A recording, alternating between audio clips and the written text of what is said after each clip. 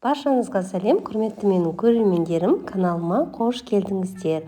Талғамы жоғары көрермендерім, күндеріңіз сәттілікке толы болсын. Бүгін сіздерге небары 5 минутта жасалатын дәмі керемет қолжетімді заттардан дастарханға ұялмай ұсына алатын қызылшадан салатты бірге әзірлеп көрсететін боламын. Ол үшін 2 дана қызылшамызды суда немесе қысқа толқынды пеште пісіріп алып, сыртқы қабығын аршып тазалап аламыз.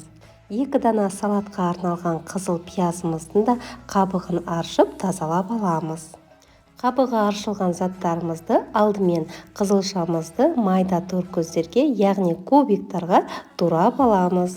Достар, каналымның дамуына үлестеріңізді қоса отыруларыңызды сұраймын. Ол үшін лүпілдеріңізді аямай баса отырыңыздар.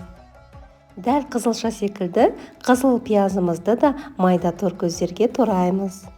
Төменде комментарий бөлімінде де өз пікірлеріңізді қалдыра кетіңіздер. Сіздердің әрбір пікірлеріңіз бен лүпілдеріңіз мен үшін өте маңызды. Келесі туралатын затымыз ол маринадталған қияр. Менде өзімнің жазда маринадтап жапқан қиярларым рецебі YouTube каналымда бар, немесе мына жерден басып көре аласыздар. Қиярларым хрустящий болып шығады, суының өзі мөп-мөлдір. Осы рецепті міндетті түрде төменде смотреть позже дегенді басып сақтап алуларыңызға болады. Енді осы қиярларды да майда тор көздерге тураймыз. 1 дана бұршағымызды суын төгіп, бірнеше қайтара шайып қосамыз. Аздап ас көк пен ақ желкенімізді де майдалап турап салатымызға қосамыз.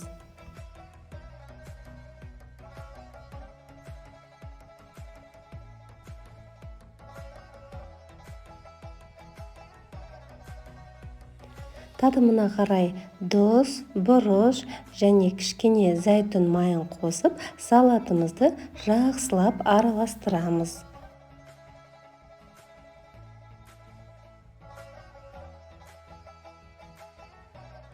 Салатымызға қызылша қосылғандықтан салатымыз ерекше қанық түс берді.